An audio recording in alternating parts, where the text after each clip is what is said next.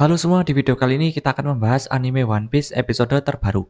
One Piece episode terbaru ini akan melanjutkan cerita episode sebelumnya. Di episode sebelumnya kita sudah melihat hal yang menarik. Dan di episode terbaru ini, ceritanya juga tidak kalah menariknya. Tapi sebelum masuk ke alur ceritanya, buat kalian yang ingin beli kaos anime One Piece, bisa cek keranjang pojok bawah, ada berbagai macam model dan ukuran. Kualitas bahannya juga oke, jadi langsung saja di check out sekarang sebelum kehabisan. Oke, sekarang kita masuk ke alur ceritanya. Ada sebuah kapal yang mencoba mampir ke pulau masa depan dengan menghancurkan beberapa kapal marinir dengan maksud yang belum jelas. Di kapal besar tersebut ada sedikit percakapan yang disampaikan. Itu benar-benar terjadi persis seperti yang kita lihat di koran. Sementara di tempat Luffy berada, saat ini sedang dikepung oleh pasukan angkatan laut di making machine yang perutnya besar karena sangat banyak memakan makanan. Para marinir ini kebingungan melihat dia dan ada beberapa yang bilang dia langsung mencerna semua makanan itu. Kita bisa dimakan juga kalau kita terlalu dekat. Jadi dia ternyata bukan manusia. Namun tiba-tiba saja terjadi sebuah ledakan di dekat mereka. Mereka kebingungan.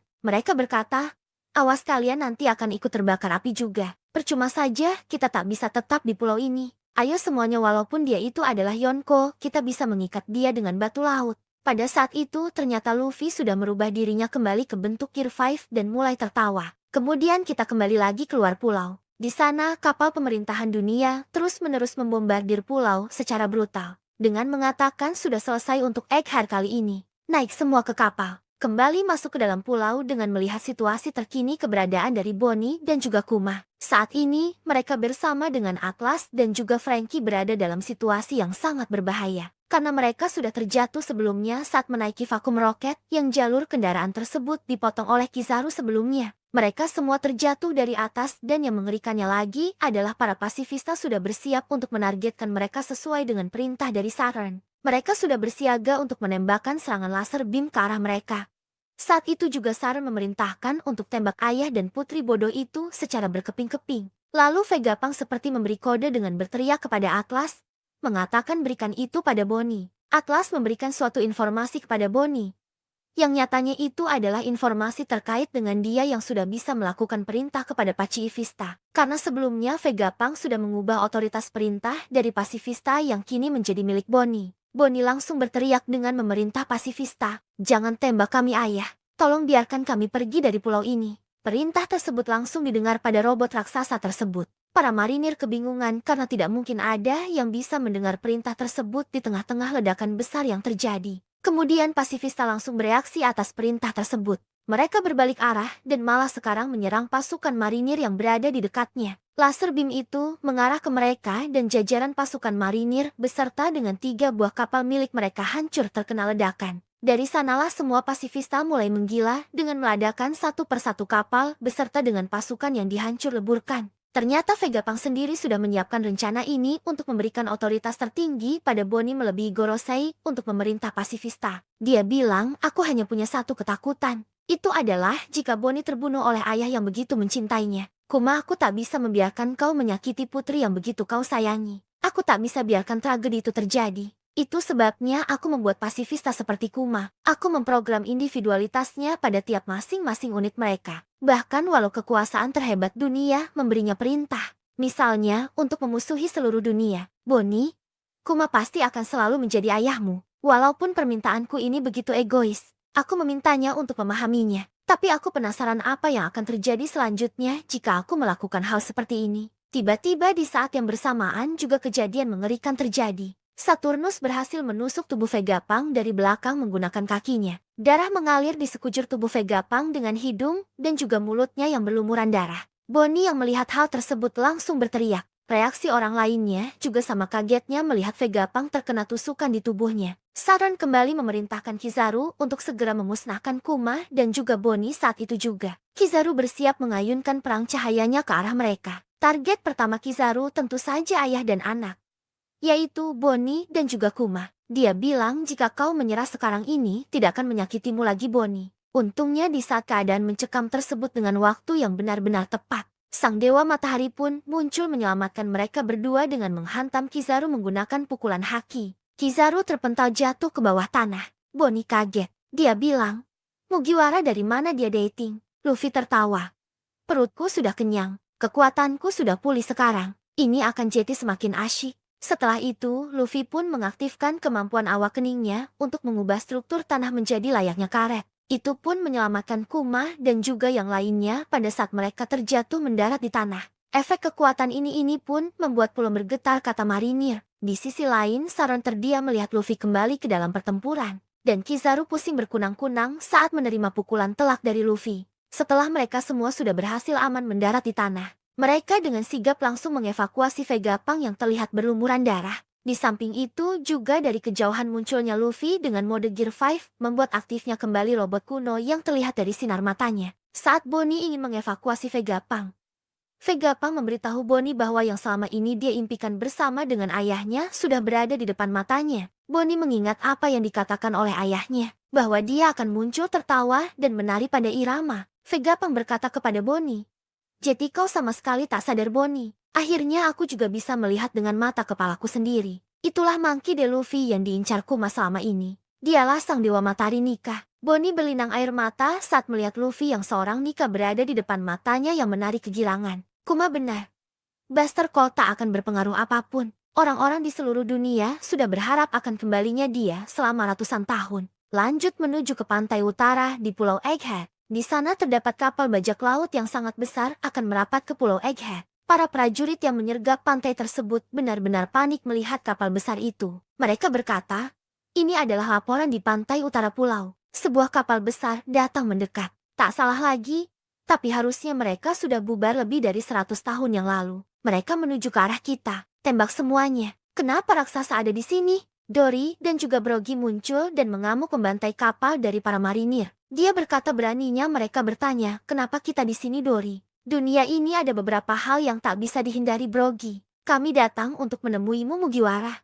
Sang dewa matahari. Harapan akhirnya muncul. Para raksasa telah datang. Para raksasa akhirnya datang ke Pulau Egghead. Mereka melakukan penghancuran besar-besaran di kapal milik pemerintahan dunia. Para raksasa menimbulkan masalah yang sangat besar. Di rombongan bajak laut raksasa ini ternyata terdapat Heimou dan juga Kashi. Para raksasa ini kemudian diperintahkan oleh kaptennya yakni Dory dan juga Brogy. Mereka berkata, "Oimu dan juga Kashi ajak yang lain dan memutarlah. Tenggelamkan semua kapal yang kalian lihat dan hati-hati dengan meriam tersebut." Teh mendengar perintah tersebut.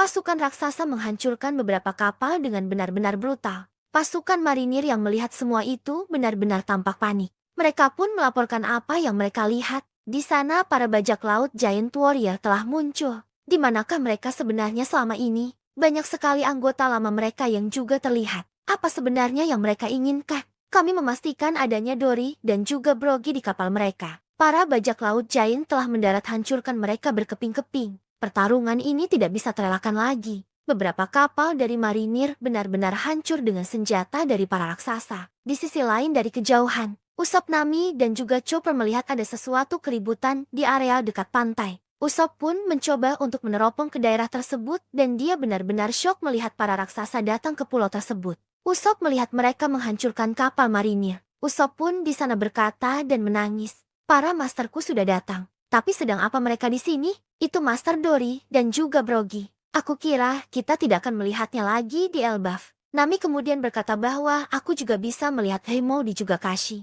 Aku yakin mereka lewat Little Garden untuk menjemput ketua mereka. Kemudian diceritakan tentang perjalanan dari bajak laut raksasa ini. Dahulu dunia ini diteror oleh grup besar yang dipimpin oleh dua kapten yaitu Dory dan juga Brogy. Kru dari mereka bubar setelah terjadi perselisihan. Luffy dan teman-temannya membantu mereka saat berduel berabad-abad mereka berakhir. Tak lama saat menyerang pulau lain mereka pun bertemu dan berteman dengan Oimu dan juga Kashi. Sepasang raksasa yang pergi untuk memeriksa kapten mereka. Di sana ada pula Addison yang menjelaskan bahwa para raksasa ini berhasil untuk mendorong mundur para marinir. Addison bilang bahwa dia tidak percaya bahwa bajak laut topi jerami dan juga para raksasa ini saling kenal satu sama lain. Dijelaskan juga di sini bahwa datangnya para raksasa ini, mereka tahu dan mendengar kabar di koran. Karena pihak angkatan laut merekrut banyak orang untuk operasi ini. Jadi tentu saja berita ini pasti akan masuk ke koran. Usopp kemudian menjelaskan bahwa mereka kesini bukan untuk berperang. Mereka datang ke sini untuk menolong kita. Jadi kita harus segera menyelesaikan persiapan kita. Setelah itu, kelompok dari Nami pun mendapat telepon dari Brooke dan juga Lilith yang menjelaskan bahwa mereka berdua dengan Thousand Sunny akan segera ke lokasi mereka. Di sini, Brooke selalu enjoy dan juga rileks menikmati keadaan genting. Bahkan dia sambil minum teh. Lilith mengatakan bahwa kepala tengkorak ini memang sepertinya benar-benar kosong. Di sisi lain, Jinbe saat ini berupaya untuk menuju ke lokasi dari Roronoa Zoro berada. Dia menjemput Zoro karena waktu pelarian sudah semakin menipis. Di lokasi pertempuran antara Zoro pun masih berlangsung bertarung sengit melawan Lucci. Zoro bilang, "Kau kuat juga, tapi aku sedang buru-buru. Waktunya kita menyelesaikan ini." Lucci menjawabnya, "Hanya yang menang yang bisa berbicara begitu Roronoa. Krumu menunggumu bukan? Kalau begini kau hanyalah jeti beban. Kru bodohmu itu tak akan bisa selamat jika mereka tak rela mengorbankan tangan demi tubuhnya. Jeti menyerah sekarang akan lebih membantu mereka. Menunggu untuk songgok mayat itu juga percuma." Zoro pun menjawabnya, "Kau bicara seperti kau yang mengendalikan pertarungan ini." Beralih ke pantai timur di Egghead, para pasifista yang diperintahkan oleh Bonnie terus mengamuk menghancurkan beberapa kapal perang dari marinir. Dilaporkan bahwa sekitar 30 dari kapal kecil dan sedang sudah tenggelam. Yang lebih mengerikannya lagi, pasifista tak henti-hentinya untuk menyerang menggunakan lasernya. Kemudian ada sosok wakil admiral dengan dagu yang banyak, yang bernama Red King. Dia memerintahkan para pasukan untuk menarik mundur kapal yang kecil dan memajukan formasi kapal perang. Para marinir tentu tidak tinggal diam. Mereka juga menembakkan Marine mereka ke arah pasifista, dan beberapa pasifista juga tumbang. Red King bilang bahwa pemandangan yang menyedihkan. Tak kusangka kita para marinir harus menembak ke senjata kita sendiri. Beralih ke posisi dari Luffy dan juga Bonnie berada. Sosok dari Nika sudah dilihat oleh Bonnie yang dimana Nika sedang menari di udara. Di sana kemudian ada percakapan menarik antara Bonnie dan juga Luffy. Luffy bertanya, "Kenapa kau menangis?" Bonnie bilang, "Mana mungkin aku tak menangis, dasar bodoh. Aku sudah lama sekali mencarimu." Luffy menjawabnya dengan santai, "Tapi bukankah dari tadi aku di sini?" Bonnie pun mengatakan, "Tapi aku tak tahu kalau kau itu adalah Nika." Luffy bingung. "Apa itu Nika? Dan pukulan lembek macam apa yang kau pakai tadi?" Bonnie bilang, "Aku tadinya mau pakai pukulan besar lantur sepertimu. Kalau memang lembek, kenapa kau tak tunjukkan bagaimana yang seharusnya? Pukul si tua bangka itu demi Vegapunk agar kita bisa pergi segera dari sini." Saturn bilang, "Kecoa macam apa kalian? Tak berhak hidup di dunia." Luffy akan mempraktikkan cara memukul yang benar dari Bonnie. Namun pada saat dia mempersiapkan pukulannya, Saturn menyerangnya dengan menggunakan kekuatan matanya. Efek serangan yang dihasilkan tentu membuat kepala Luffy sedikit terpental dan sedikit mengeluarkan cairan merah. Luffy kemudian berteriak, "Kau akan membayar karena telah menyakiti teman-temanku." Luffy akhirnya mengeluarkan teknik terbarunya, Gomu Gomu no Don Gatling. Pukulan Luffy bertubi-tubi menghajar wajah dari saat Saturn yang mengeluarkan banyak sekali darah. Itu langsung dilihat oleh Bonnie, Kuma dan juga Vegapunk. Efek serangan tersebut mementalkan Saturn keruntuhan bangunan. Setelah itu, Franky pun memerintahkan Bonnie untuk segera pergi dengan menggunakan sepatu roket di bawah kakinya, yang fungsinya harusnya masih bisa bekerja jika kita masih di dalam pulau. Bonnie kemudian mengajak Vegapunk pergi, namun di sana sang profesor itu menolak. Vegapunk bilang, "Pergilah tanpa aku, Bonnie. Sudah lama aku menjadi dokter. Aku tahu kapan waktuku." Dan pada saat perbincangan masih berlanjut, tiba-tiba saja di dekat dari mereka Kizaru bersiap menghunuskan cahayanya ke arah dari Bonnie dan juga Vegapunk. Kizaru bilang, "Bagaimanapun hidupmu berakhir dan inilah caranya." Namun Sanji berhasil menahan serangan laser cahaya milik Kizaru menggunakan teknik kaki. Kakinya seperti barrier yang menghancurkan laser tersebut. Kizaru dan juga Franky benar-benar terkejut melihat pertahanan kaki dari Sanji. Sanji berkata, "Cinta bersinar lebih terang dari cahaya." Kizaru pun meresponnya jika itu benar mereka harus membuang semua buku fisika dan tulisan dari awal. Bonnie, Franky, Atlas, dan juga Kuma langsung bergegas keluar dari arena pertempuran tersebut meninggalkan Vegapunk. Kizaru bilang, "Sekarang aku dalam masalah besar. Mereka pasti berharap aku setidaknya membawa kepalamu setelah semua ini." Sanji menjawabnya, "Kau sebaiknya mulai pikirkan surat permintaan maaf kalau begitu." Beralih lagi ke kondisi dari Saturn yang mencoba kembali berdiri dari reruntuhan. Namun tiba-tiba ada seseorang yang mencoba untuk mendekatinya. Ternyata sosok tersebut adalah dua anggota dari kru bajak laut Kurohige yang sedang mendekati Saturn. The Supersonic Van Ogre dan pemburu bulan sabit Katarina Devon. Devon bilang, "Tak setiap hari kulihat salah satu Gorosei terkapar di tanah. Wah, lihat dirimu. Kekuatan lezat macam apa yang kau punya?" Tak kusangka seorang Gorosei akan turun dan menemui kami. Itu belum pernah terjadi sebelumnya. Tapi itu membuat pekerjaan kami jauh jadi lebih mudah. Devon pun kemudian menyentuh kaki Sharon dan berkata, "Misi selesai." Sharon bertanya kepada mereka, "Ada urusan apa kalian ke sini?" Katarina Devon, "Aku terkejut seorang burunan level 6 September Timu memilih hidup sebagai seorang anak buah." Devon berkata, "Teach itu spesial." Sharon pun bilang, "Maksudmu garis keturunannya ya?" Devon berkata, "Jadi kau sudah tahu." Sharon kembali bertanya, "Apa yang kau rencanakan dan incar kali ini? Apa yang menjadi tujuan dari kalian?" Ogre berkata,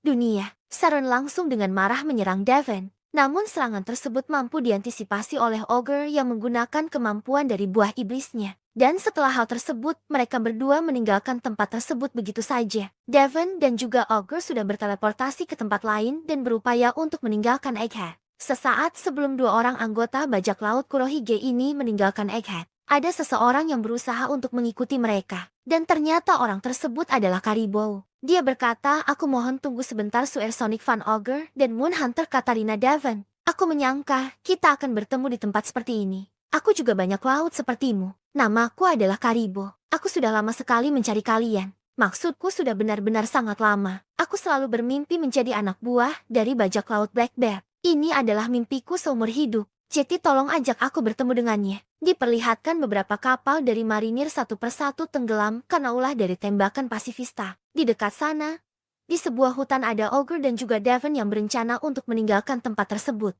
Setelah misi dari mereka tercapai untuk menyenuh tubuh dari Saint Saturn. Namun di belakang mereka tiba-tiba ada Karibou yang meminta pertolongan mereka untuk membawanya pergi dari pulau tersebut dan ingin bertemu dengan sosok Kurohige. Disinilah ada beberapa percakapan dari mereka. Dimulai dari Karibou yang berkata, "Kumohon tunggulah sebentar." Devon dan juga Ogre mempertanyakan pernyataan dari Karibou tersebut. "Siapa dia sebenarnya? Kau mungkin seorang banak laut. Tapi ini adalah pulau milik pemerintah. Dan ada banyak orang yang mengincar nyawa kapten kami." Karibou kembali meyakinkan dua anggota bajak laut Teach ini agar tetap mengajaknya keluar dari sana. Dia bilang, "Kau salah paham. Kumohon percayalah padaku. Jika kalian menghabisi nyawaku di sini, Kapten Teach juga akan menghabisi nyawa kalian." Lalu Ogre bertanya, apa alasan dari Karibou ingin bertemu dengan kaptennya? Karibou pun menjawabnya, "Karena aku punya informasi yang sangat berharga. Informasi yang sangat sulit untuk didapatkan. Informasinya adalah tentang senjata kuno yang memiliki nama para dewa. Pertama adalah kekuatan aneh Putri Shirahoshi dari Pulau Manusia Ikan yang dikenal sebagai Poseidon. Kemudian Pluton yang berada di dasar Wano. Di dunia ini, orang-orang yang mengetahui keberadaan kedua hal itu hanyalah topi jerami dan juga tentunya aku. Jika kalian membawaku ke kapten kalian, aku akan menyerahkan informasi itu secara cuma-cuma. Aku yakin dia akan senang. Jadi bawa aku bersama kalian. Aku tahu aku akan bisa berguna saat ini." Setelah mendengar ocehan dari Karibou ini, mereka berdua pun tampaknya berpikir, namun belum menentukan keputusan apakah akan mengajak si lumpur ini pergi bersama dengan mereka. Kemudian kita lanjut ke dalam pertempuran di Pulau Egghead. Marinir masih berupaya untuk menembakkan mari mereka ke arah dari pulau untuk memastikan bahwa pulau itu benar-benar akan hancur. Namun tak semudah yang dibayangkan. Beberapa dari robot buatan Vegapunk berjenis pasifista Mach ketiga benar-benar menjadi lawan yang berat bagi mereka. Gelembung pertahanan atau yang sebut sebagai Babel Shield membalikan tembakan meriam yang justru mengarah ke kapal dari mereka sendiri. Itu pun menyebabkan kerugian besar dari para marinir ini. Mereka di sana berteriak, "Menjauh dari pantai. Kita harus berhenti menembaki pasifista." Perisai gelembung itu, aku tak pernah menduga kita akan mempelajari tentang kekuatan senjata ilmu pengetahuan dengan cara seperti ini. Secara membabi buta pasifista merusak segala fasilitas dari pemerintahan dunia berkat perintah otoritas dari Boni. Kemudian setelah itu, ada beberapa wakil laksaman yang mencoba memberikan perintah kepada bawahannya. Di sini wakil laksamana Bluegrass berkata, "Ini benar-benar menyebalkan. Kita sendiri yang akan rugi jika kita menghancurkan senjata tersebut." Dilanjutkan dengan wakil laksamana Hound. "Ini mungkin belum pernah terjadi. Tapi apakah bisa jika kita menghentikan Basterkalnya untuk saat ini?" Kemudian ada juga wakil laksamana bernama Guillotine yang berkata, "Vegapunk sendiri kan yang telah memberikan chip otoritas untuk memerintah pasifista kepada pajak laut itu kan. Jadi kita tidak mungkin bisa menghentikannya." Sadar bahwa semua ini adalah ulah dari pasifista, yang dimana itu diperintahkan langsung oleh otoritas utamanya yaitu Boni. Maka dari itulah salah satu wakil admiral yakni Doberman menginstruksikan kepada rekan-rekannya setelah ini tidak diragukan lagi kalau dia adalah seorang pengkhianat. Fokus kita sekarang untuk mengembalikan pasifista ke pihak kita kembali. Itu berarti kita harus menyingkirkan Bonnie. Seluruh wakil laksama yang ada, segera tinggalkan pos kalian dan pergi memburunya sekarang juga. Rute pelariannya saat ini dari pusat Fabrio Face akan membawanya ke pantai timur laut. Kita harus melenyapkannya secepat mungkin. Kemudian di sisi lain, ada juga wakil laksamana yang bertugas untuk menangkap aliansi Luffy, seperti Frankie dan juga Bonnie. Wakil laksamana ini bernama Tosa. Dia berkata, "Baik dimengerti. Di sini Tosa. Aku berada tepat di belakang mereka. Jadi aku akan menghentikan mereka sekarang juga. Jari-jari ini akan menyeret mereka ke neraka. Dan jari-jariku ini bahkan bisa merobek baja sekalipun." Kemampuan dari wakil laksamana ini cukup unik. Dia ternyata mempunyai salah satu kemampuan dengan menjadikan jarinya sebagai senjata mematikan yang diselimuti oleh haki. Kemampuannya ini dia sebut sebagai teknik Tosha Crunch. Pada saat sedikit lagi, kemampuan ini menyentuh tubuh Bonnie dan juga Frankie. Tiba-tiba saja ada bala bantuan yang mendekati mereka dengan sebuah kapak yang secara brutal menghantam tubuh dari wakil Admiral Tosa. Frankie dan juga Bonnie terkejut. Mereka berkata, "Ada raksasa di pulau ini. Apa mereka musuh juga?" Dory dan juga Brogy menghampiri mereka. "Kami memeriksa poster buronan untuk memastikan kami mengenali anggota-anggota baru dari mereka. Tapi tidak ada satupun dari kalian yang terlihat familiar. Jadi apa kalian seorang peneliti? Kami datang ke sini untuk menemui topi jerami." Frankie bertanya kepada mereka, "Untuk apa? Luffy adalah kaptenku. Apa kalian punya dendam kepadanya?" Dory dan Brogy bilang, "Bukan itu. Kami berhutang budi padanya. Kami adalah prajurit dari Elbaf. Jika kalian adalah temannya, kami akan melakukan yang terbaik untuk menjaga kalian." Bonnie kemudian mengatakan bahwa Luffy, Sanji, dan Vegapunk masih di sana. "Jadi bisakah kalian menyelamatkan mereka juga?" Mendengar informasi tersebut, kemudian para raksasa ini pun bergegas akan menuju ke lokasi dari Luffy berada sekarang. Mereka bilang, "Nama-nama itu akan membawa kenangan untukku." Jetty tentu saja gadis kecil. Vegapunk, "Jetty dia orang yang dibicarakan oleh peneliti itu kan?" Atau Dory dan juga Brogy kemudian memerintahkan krunya untuk segera mengamankan Bonnie dan juga yang lainnya ke kapal mereka. Di sini ada perkataan dari Frankie yang cukup unik. Dia berkata, "Apa mereka ini master yang selalu dibicarakan oleh Usopp?" Kemudian di tempat lain, ada juga beberapa wakil admiral yang diperlihatkan, seperti wakil Laksamana Urban, wakil Laksmana Pempsky, dan wakil Laksmana Bluegrass dan juga Dal. Mereka bilang bahwa koneksi dari telepon mereka telah diputus. Jetty ini adalah ulah dari para raksasa. Mereka semua pun akan menyerang dari laut. Bluegrass bertanya kepada Dal, apakah Dal ini pernah menghadapi mereka sebelumnya? Dal pun bilang bahwa komandannya dulu sekitar 20 tahun yang lalu adalah seorang raksasa. Bluegrass kemudian menjelaskan bahwa memang benar, Saul adalah orang yang sangat kuat. Di sisi lain memperlihatkan Bonnie dan yang lainnya berhasil dievakuasi oleh para raksasa. Dan kali ini mereka akan menuju laboratorium di atas awan, berpindah menuju ke medan pertempuran di mana saat ini terdapat Luffy, Sanji, Vegapunk dan juga Saran. Luffy di sana mengkhawatirkan Vegapunk. Luffy bilang, "Kau tidak bisa bergerak. Jadi kalau begitu, bagaimana caranya kami akan menyelamatkanmu?" Vegapunk kemudian menjawabnya, "Jika kau mencoba memindahkanku, aku akan mati karena pendarahan yang sangat dalam. Aku sudah menerima takdirku dan beberapa hal harus aku lakukan di sini. Jadi aku harap sistem komando Bonnie tetap menjadi rahasia sampai dia sedikit lebih tua. Dia akan menjadi incaran angkatan laut di sisa hidupnya. Jadi kumohon tolong jaga dia baik-baik." Situasi semakin mengerikan, di mana Saturnus terlihat bangkit dari reruntuhan.